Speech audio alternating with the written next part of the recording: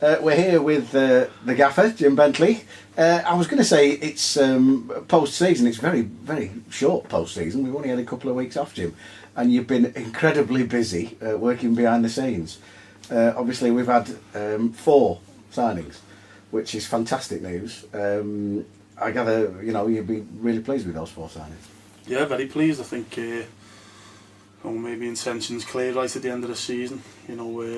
It's one of the good things about the loan market is if players are getting released or they don't know where the future lies, you get a chance to have a look at them and they have a chance to look at you, and once your mind's made up and you know that they fit into your way of thinking and they like what they see, I think it's quite a good exercise to do, and that's what we did. And obviously they've found us to be accommodating, should we say, and I just think they all bring, the 3 certainly the new lads.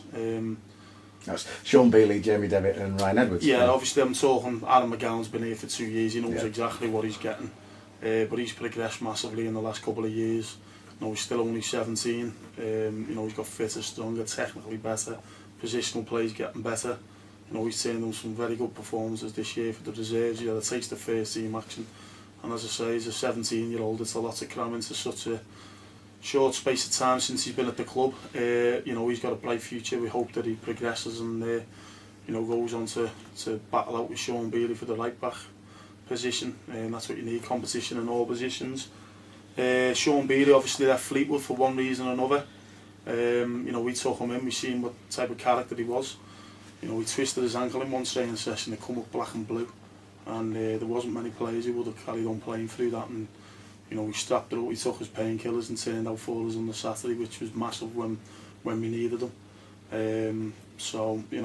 That's the type of character he is. We know what he's all about. He's, for me, he's one of the best at this level. He's got pace, he can get forward, he can defend, he's good on the ball. So that's a positive sign for us, and a position that I've wanted to fill for certainly since the time we've been at the club. We've gone with relatively utility players, or Isaac Reed was probably the closest we had to a right back, but he preferred to play further up the pitch. But Sean's an out-and-out right back, and even going back to the likes of Adam Yates and that, we haven't really had a good out-and-out one, and we're pleased that we've got him in a number 2 share for the next couple of seasons, so that's great. Big Ryan come in again, know of him, for the 20-year-old, he's played quite a lot at this level. He's had a couple of clubs sniffing around him since he's been released from Blackburn. He's big, he's strong, we know where he's got to improve, he knows that. And we're going to try and help him improve and make sure that he does the business for us and hopefully moves on to bigger and better things. That's where he wants to go. All players want to get to the top, and if he's doing the business for us at 20, 21, 22, I should imagine there'll be a few, coming in for him. After that we got Devs. We know what Devs is all about. He scored 2 goals, but the biggest thing he brought to the team is that's something different. He can create things. He's got bags of ability, potential. Again, if we can help him fulfil that, we've got a hell of a player on our hands. So he's similar to a Carl Baker or something like that. Who can drift around anywhere and make things happen and go past people and deliver. He's good.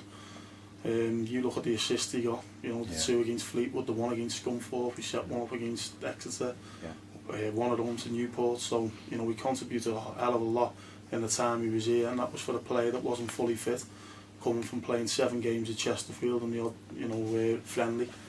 But again, there's players after teams after him, but we can't compete with some teams, but all certainly the 3 players, the new ones, I've seen something here that they can progress their careers and make sure that they make us stronger, which I think they will, and we can enjoy the ride together and be positive and have a good time.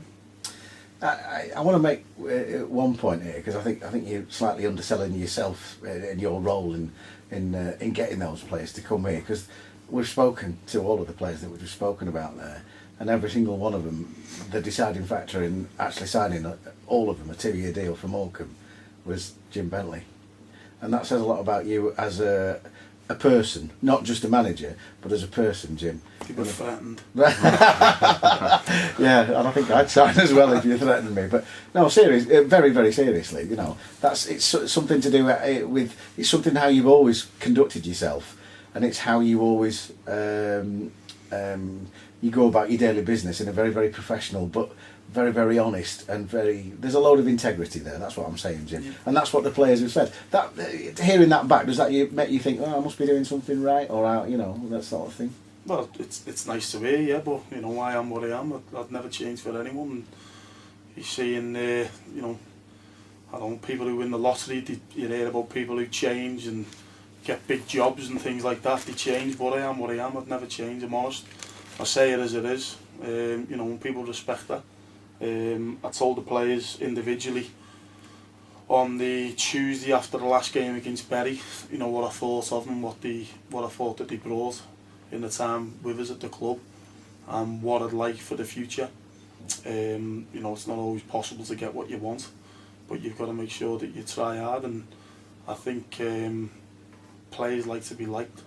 Players like that arm around them, and if they deserve it, you know, they've all contributed a lot to the club in a short space of time, and I've sat them down in a one-on-one situation and said, listen, you know, I think that you can progress your career here, and while you're doing that, you'll make us stronger and a better team. And if you get in early and you make your intentions known and you put an offer under the nose, I think that goes a long way, because they probably felt wanted, and that's what we want. We do want them. You know, we were very keen to get them in, and I'm made up that we've got them in now, and I think they'll enjoy it, and they'll make us stronger, and they'll progress as players. So moving on to the wider picture, in your time as the manager of Morecambe Football Club, it's pretty unusual having so many signings so early after the season's finished. Usually yours and Ken's business has been done quite covertly, and it's been sort of around the time of training start that things have filtered through. Where are you sort of squad-wise now, movement-wise? Have you got, you know, there's obviously the ability to sort of move a couple of people out with Tony Diani and possibly Marcus Marshall, and then replacing them, or have you got other irons in the fire? Yeah, I think you're saying, you know, a lot of business done. We've tied it all in for one night, so, you know, we're not pulling you up at bingo hall or wherever you go, you know, every other day. School, yeah. It's, you know, if you can get your business done and tie it all up, great. You know, I said previously to someone, it's like, you know, buying a car. If you're going to buy a car, you like to test drive it first. You like to do your own work on it. You don't just go in and get one.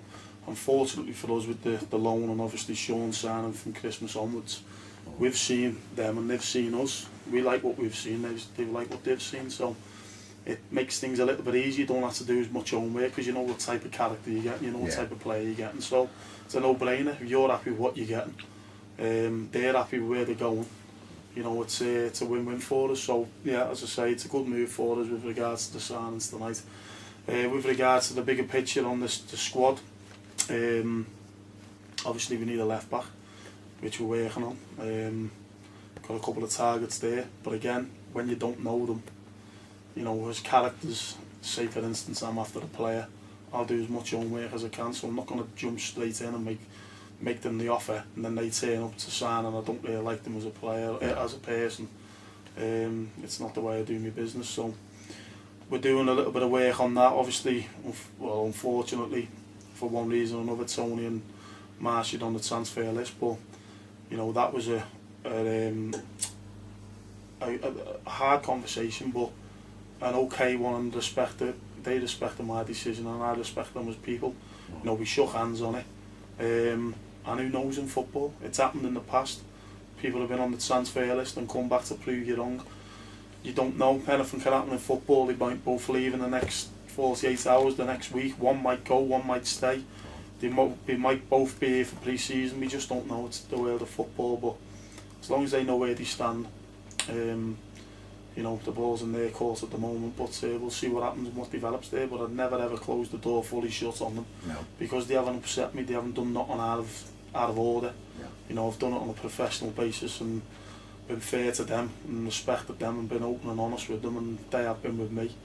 And we'll see what happens there. So at the moment, left back, whatever happens in the department with Marshall and Dean, we're speaking to Chris Doyle about re-signing. very, very close with that, but he's on holiday at the minute. Drummy, have had a couple of positive meetings with him with regards to other little areas, you know, within the club for the future, because we're trying to build the future. We've had quite a few meetings with the board, and well, more so the chairman and one or two of the directors, about how we progress the club on and off the field. And you know, there's been different people in their meetings. Drummy's been in one or two, and you know, we'll tie Drummy up as and when, and still got something to offer.